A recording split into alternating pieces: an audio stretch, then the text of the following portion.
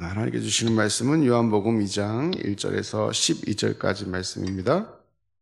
요한복음 2장 1절에서 12절.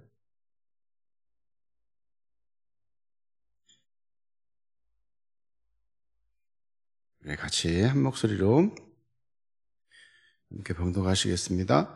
사흘째 되던 날 갈릴리 가나에 혼례가 있어 예수의 어머니도 거기 계시고 예수와 그 제자들도 혼례의 청함을 받았더니 포도주가 떨어진지라. 예수의 어머니가 예수에게 이르되 저들에게 포도주가 없다 하니 예수께서 이르시되 여자여 나와 무슨 상관이 있나이까? 내 때가 아직 이르지 아니하였나이다. 그의 어머니가 하인들에게 이르되 너에게 무슨 말씀을 하시든지 그대로 하라 하니라. 거기에 유대인의 정결 예식을 따라 두세 통 드는 돌 항아리 6이 놓였는지라.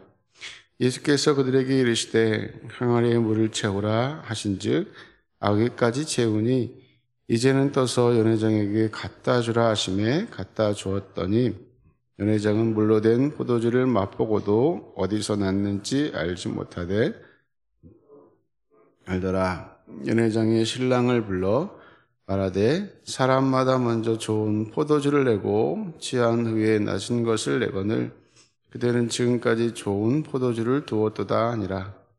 예수께서 이 첫 표적을 갈릴리 가나에서 행하여 그의 영광을 나타내심에 제자들이 그를 믿으니라. 그 후에 예수께서 그 어머니와 형제들과 제자들과 함께 가버나움으로 내려가셨으나 거기 여러 날 계시지 아니하시니라. 아멘. 걸어가신 하나님, 오늘도 함께하여 주시옵시고 붙드셔서 우리를 이 새벽에 부르시고 또 하나님 말씀 앞에 서게 하시니 감사합니다. 특별히 또한 이제 2025년도 새해가 밝았고 또 새로운 다짐과 마음가짐으로 하나님 앞에 섭니다. 하나님 아버지, 늘 이 마음 변치 않게 도와주시옵시고 또 하나님 말씀 붙들고 하나님 말씀에 순종하며 믿음으로 살아가는 저희들 되어지도록 아버지 인도하여 주옵소서. 오늘도 주시는 말씀 우리가 듣고 깨닫게 하시고 알게 하셔서 하나님 이 말씀, 생명의 말씀 붙들고 오늘도 승리하며 하나님 앞에 영광 돌리는 저희들 되어지도록 우리 하나님 붙들어 주옵소서. 우리 하나님 함께 하실 줄 믿습니다. 예수님의 이름으로 기도하옵나이다. 아멘. 우리 예수님께서 이 땅에 오셔서 이제 30살이 되셔서 이제 공생애를 시작하시죠. 그러면서 먼저 하신 일들은 제자들을 한 명 한 명 부르시는 것입니다. 제자들을 한 명 한 명 부르시고 그 제자들과 함께 또 하나님께서 주신 사역을 감당하는 거였는데 오늘 말씀은 그러한 가운데 첫 번째로 예수님께서 표적을 나타내신 그런 현장에 있는 말씀 우리가 생각해 보는 것입니다. 예수님께서 이제 혼례 결혼식에 참석을 하셨지요. 친척 관계였는지 우리 예수님 어머니와 또 예수님과 그 제자들이 오늘 청함을 받았다. 이 자리에 그렇게 말씀하고 있습니다. 예수와 그 제자들도 혼례의 청함을 받았더니 그런데 중요한 것은 그 혼례에 포도주가 떨어졌다는 것입니다. 잔치에 음식이 떨어지면 안 되겠지요. 이 포도주는 이스라엘의 유대인들의 그 사회에서는 굉장히 중요한 것입니다. 왜냐하면 우리는 물을 먹죠, 물. 우리는 물이 그렇게 아주 흔하지는 않지만 또 흔하잖아요. 그래서 물을 먹습니다. 예전에는 우리는 물을 사 먹지는 않았죠. 근데 요즘은 물을 다 사 먹습니다. 그런 것처럼 이스라엘은 물이 흔하지 않아서 주로 이 포도주를 물처럼 마셨습니다. 그래서 잔치자리에 가면 꼭 포도주가 반드시 있어야 되는 것이에요. 그런데 그 포도주가 떨어졌다는 것입니다. 그럴 때 예수님께서 그것을 어떻게 받아들이느냐. 예수의 어머니께서 말씀하시죠. 포도주가 떨어졌다는 것입니다. 그러니까 누가 걱정해야 될 일이라면 그 신랑 측에서 걱정을 해야 되죠. 이 결혼을 주최한 그곳에서 걱정해야 되는데 또 여러 가지 얘기를 하다 보니 또 이 마리아도 그것을 알게 되었고 또 그것을 또 예수님께 이렇게 말씀드리게 되었다는 것입니다. 근데 4절 말씀에 예수께서 이르시되 여자야 나와 무슨 상관이 있나이까 내 때가 아직 이르지 아니하였나이다 이렇게 말씀하고 있습니다. 예수님의 때, 예수님은 이 때, 하나님은 이 때를 굉장히 중요하게 여기세요. 근데 우리는 인간은 빨리 뭔가를 빨리빨리 이뤄내려고 하는 그런 것이 있죠. 하나님께서, 예수님께서는 그 때, 예수님 때에 맞춰서 이 땅에 오셨고 또 때에 맞춰서 십자가 지시고 죽으심을 통하여 우리를 구원하신 줄로 믿습니다. 그럼에도 불구하고 예수님께서 말씀하시죠. 그의 어머니가 하인들에게 이르되 너에게 무슨 말씀을 하시든지 그대로 해라 이렇게 말씀하고 있습니다. 중요한 말씀은 무슨 말씀을 하시든지 이렇게 말씀하고 있습니다. 그래서 그 하인들이 그 당시에 유대인들은 우리는 이제 신발을 신고 또 이렇게 밖을 다니지만 유대인들은 더운 날이기도 하지만 샌들 같은 것이 여름에 샌들 신잖아요.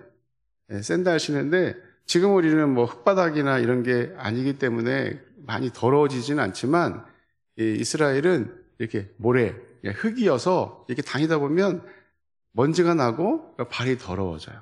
그럼 발만 더러워지는 게 아니라 손도 더러워집니다. 그러면 집 안에 들어가려면 어디 반드시 손과 발을 씻고 들어가야 되는 거예요. 그래서 여기 6절 말씀 보니까 거기에 유대인의 정결 예식을 따라 두세 통 드는 돌 항아리 6이 놓였다. 이렇게 말씀하고 있습니다. 그 6통, 여기 옆에 보시면 이렇게 약 80에서 120리터에 해당하는 용량이다. 이렇게 있는데 그게 한 항아리 6이 놓였다는 것이에요. 그리고 예수께서 그들에게 이르시되 그 하인들에게 항아리에 물을 채우라 이렇게 하십니다. 근데 중요한 것은 그냥 채우라 그랬지 하인들 믿음이 되게 좋은 것 같아요. 아귀까지 채웠다. 아직 끝까지 채운 겁니다. 끝까지 채우고서는 이제는 떠서 연회장에 갖다 주라 하심에 갖다 주었더니 저는 되게 망설였을 것 같아요. 왜냐하면 이 물 떠다줬다가 어떻게 돼요? 혼날 것 같아요. 그죠? 물을 떠다주면 혼나는 거예요. 왜냐하면 이게 포도주가 아니잖아요. 포도주를 떠다줘야 되는데 물을 떠다주었다. 그런데 하인들은 어떻게 하냐면 그냥 갖다 줘요. 그냥 갖다 주었다 이렇게 말씀하고 있습니다. 그래서 연회장이 그것을 물로 된 포도주를 맛보고 어디서 났는지 알지 못하지만 누구는 알아요? 하인들은 알았다는 것입니다. 하인들은 알았다. 그리고 그 포도주가 지금 먹었던 포도주보다도 더 맛있다는 것입니다. 보통 사람들이 취하면 이게 맛있는지 맛없는지 알지 못하잖아요. 그래서 보통들 이렇게 연회장들이 이렇게 결혼식이나 이런 게 하면 처음에는 좋은 것을 주고 나중에는 나쁜 거를 이렇게 주는 풍습이 있었나 봐요. 그런데 처음에 마셨던 그 포도주보다 더 맛있는 거예요. 중요한 것은 오늘 말씀을 통해서 우리가 알 수 있는 것은 하인들의 그 모습입니다. 하인들은 하라는 대로 그대로 했어요. 하라는 대로. 물어보지도 않습니다. 왜 그런지, 왜 그걸 해야 되는지 그냥 시키는 대로 그 말씀대로 순종했다는 것입니다. 순종했더니 어떤 일이 벌어졌어요? 예수님의 기이한 역사를 그들은 알게 되었다는 것입니다. 우리가 하나님 말씀을 우리가 이렇게 순종하려면 이게 믿음이 있어야 돼요. 믿음이 없으면 그것을 우리가 행할 수가 없는 것입니다. 때론 순진한 믿음이 있어야 됩니다. 이것저것 따지지 않는 믿음. 근데 요즘에 우리는 어때요? 이것저것 따져요. 왜 그런지.